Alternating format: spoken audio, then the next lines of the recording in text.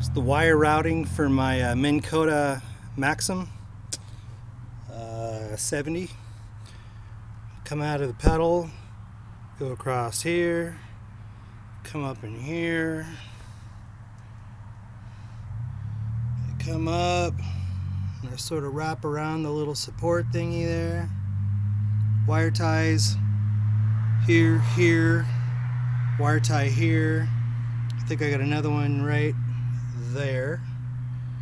And then I come up, and then I go down the shaft, and then down there to the transducer.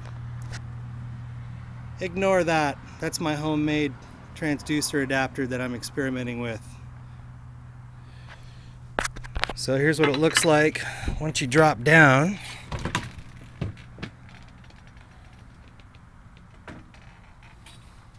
As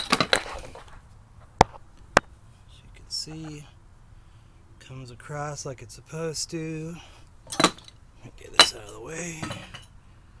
Comes right around here. Nice and snug. Avoids all that RF noise from the motor because it's not following the motor power cables.